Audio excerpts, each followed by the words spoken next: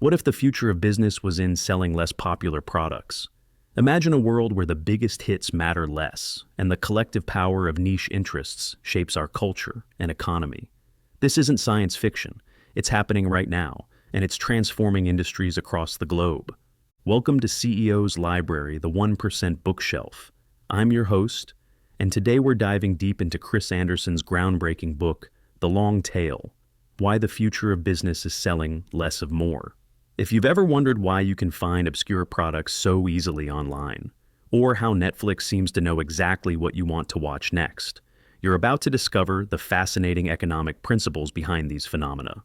In the next 30 minutes, we'll explore how the internet and digital technology are reshaping markets, empowering consumers, and creating new opportunities for businesses of all sizes.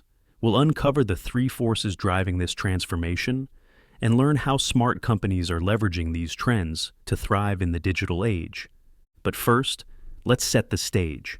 Picture a graph showing the popularity of products in any given market. On the left, you have the blockbuster hits, the best-selling books, chart-topping songs, or Hollywood blockbusters. These are the products that traditionally dominated store shelves and captured most of the market's attention and revenue. As you move to the right on this graph, you see a long tail of less popular items stretching out seemingly forever.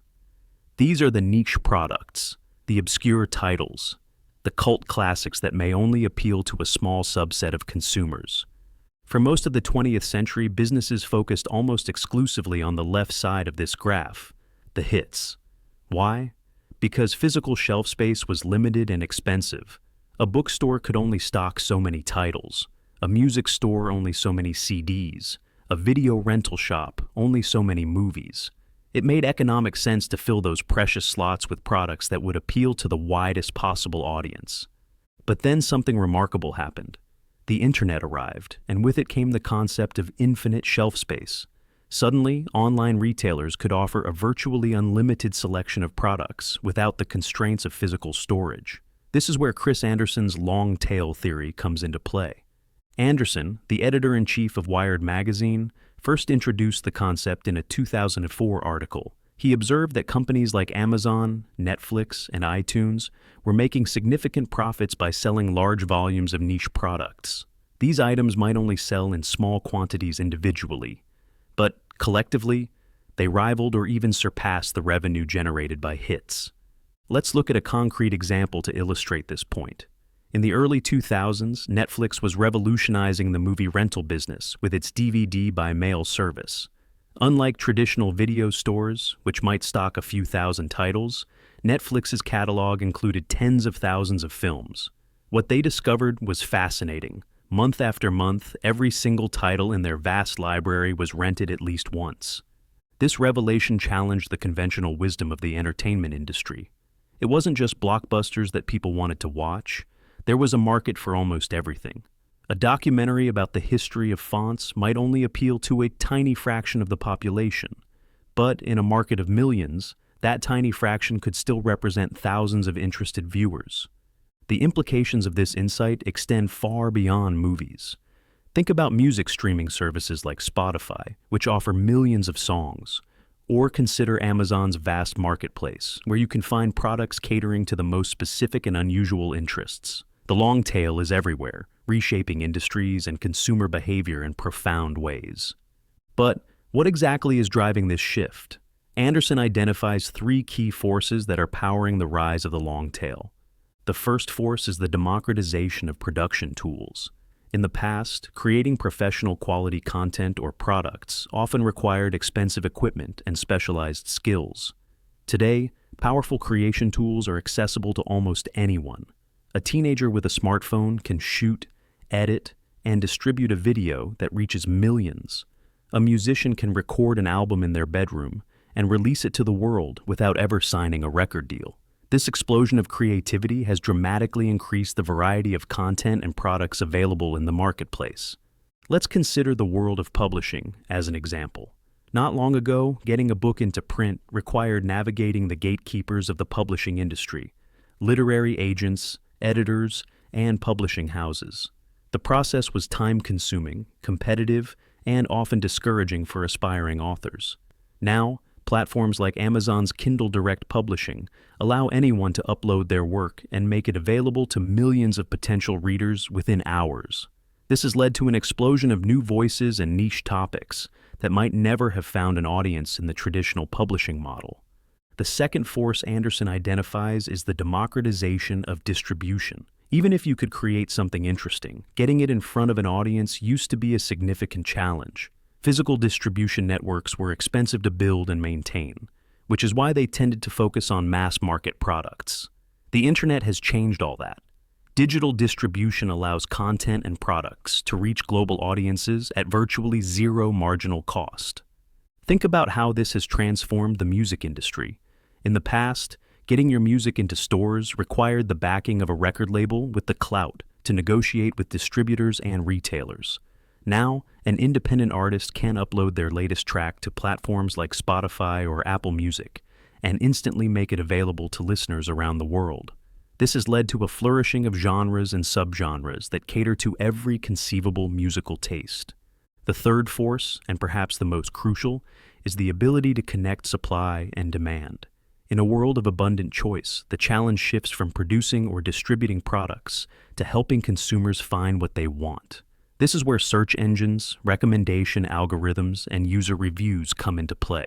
These tools act as filters, guiding us through the vast sea of options to find the products or content that best match our interests. Netflix's recommendation system is a prime example of this force in action. By analyzing your viewing history and comparing it with the patterns of millions of other users, Netflix can suggest films and shows you're likely to enjoy, even if they're not mainstream hits. This not only enhances the user experience, but also drives viewership towards niche content that might otherwise be overlooked. These three forces, democratized production, democratized distribution, and improved ability to connect supply and demand, work together to power the long-tail economy. They allow for an explosion of variety in the marketplace and make it economically viable to cater to niche interests. But this brings us to a potential problem: the paradox of choice. As psychologist Barry Schwartz has argued, while we generally want more options, an overabundance of choice can sometimes lead to anxiety and decision paralysis. If you've ever spent an hour scrolling through Netflix without settling on something to watch, you've experienced this firsthand. This is where the role of filters becomes crucial. In the long-tail economy, curation and recommendation systems are not just nice-to-have features. They're essential tools for navigating the vast landscape of options. These systems take many forms, from sophisticated algorithms to crowdsourced reviews and ratings. Let's dive deeper into how these filtering mechanisms work and why they're so important. Imagine walking into a library with millions of books, but no organizing system. No shelves, no catalog, no librarian to help you. Finding anything specific would be nearly impossible, and discovering new books you might enjoy would be a matter of pure chance. This is essentially the problem that long-tail markets face without effective filters. Now, let's look at how Amazon tackles this challenge. When you visit Amazon's website, you're not just accessing a vast inventory of products.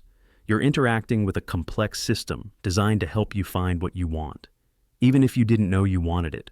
First, there's the search function. Type in a few keywords, and Amazon's algorithm will sift through millions of products to find relevant matches. But it doesn't stop there. The results are then ranked based on various factors, including relevance, customer ratings, and sales performance. This helps bring the most promising options to the top. Then there are the recommendation systems. Customers who bought this item also bought, and frequently bought together, suggestions leverage the collective behavior of millions of shoppers to identify patterns and relationships between products. These recommendations often lead users to discover niche products they might never have found on their own. User reviews and ratings provide another layer of filtering.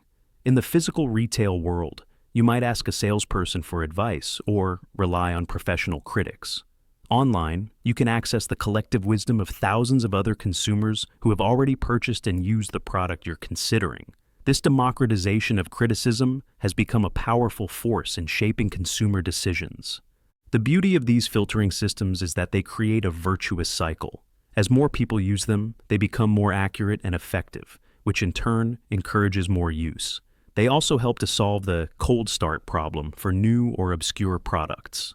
In a purely hit-driven market, it's very difficult for a new product to gain traction. But in a well-filtered long-tail market, great products can be discovered and gain popularity based on their merits, not just their marketing budgets. It's worth noting that these filtering mechanisms don't just benefit consumers, they're also transforming the way businesses operate. In the past, companies had to make big bets on what would become a hit, often investing heavily in market research and advertising to push their chosen products. Now, they can offer a wider range of products and let the market decide what succeeds. This shift is perhaps most visible in the entertainment industry. Netflix, for example, uses its vast trove of viewer data to inform decisions about what kind of content to produce.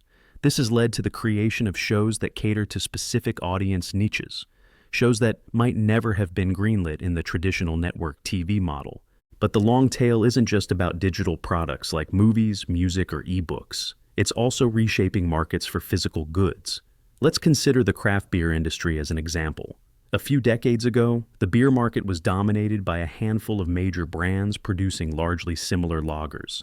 Today, there are thousands of craft breweries producing an incredible variety of beer styles, from traditional ales to exotic fruit-infused sours. This explosion of variety wouldn't be economically viable if each brewery had to fight for limited shelf space in every local store. But e-commerce platforms allow these niche producers to reach enthusiasts across the country, or even around the world. Meanwhile, rating apps like Untappd help beer lovers discover new brews that match their tastes, driving demand down the long tail of the beer market. We're seeing similar patterns emerge in countless other industries. Etsy has created a thriving marketplace for handcrafted and vintage goods. Kickstarter allows niche products to find funding directly from interested consumers. Even in the world of finance, crowdfunding and peer-to-peer lending platforms are enabling projects and businesses that might not fit the criteria of traditional banks or venture capitalists. As we wrap up our exploration of the long tail, it's worth considering what this all means for the future of business and culture. Are we heading towards a world where blockbuster hits become irrelevant, replaced entirely by a sea of niche products? Probably not. The head of the tail, those massively popular products, isn't going away. What's changing is the relative importance of the tail. In the long tail world, businesses need to rethink their strategies. Instead of focusing solely on creating the next big hit, they should consider how to serve a multitude of niche markets effectively. This might mean offering a wider range of products, improving discovery tools, or finding ways to engage more deeply with passionate niche communities. For consumers, the long tail offers both opportunities and challenges. We have access to more choice than ever before, allowing us to find products and content that precisely match our interests. But navigating this abundance requires new skills. We need to become more discerning in our use of filters and more willing to explore beyond the familiar. Culturally, the long tail may be driving us towards what Anderson calls a massively parallel culture. Instead of everyone watching the same TV shows or listening to the same music, we're splintering into countless niche interests. This diversification can be enriching, allowing for a flourishing of subcultures and specialized knowledge. But it also raises questions about shared cultural experiences and the potential for increased polarization. As we conclude, I encourage you to think about how the long tail is affecting your own life and work. What niche interests do you have that are now easier to pursue? How has increased choice changed your consumption habits? If you're in business, how could you better serve the niches in your market? The long tail isn't just an abstract economic theory. It's a fundamental shift in how our markets and culture operate. By understanding its principles, we can better navigate this new landscape, whether as consumers, creators, or entrepreneurs. Thank you for joining me on this exploration of Chris Anderson's The Long Tail. If you enjoyed this episode, I encourage you to pick up the book for an even deeper dive into these ideas. And don't forget, you can find the full transcript and accompanying visualizations for this episode at ceoslibrary.com. Until next time, keep exploring the niches and remember, in the world of the long tail, obscurity is the new scarcity.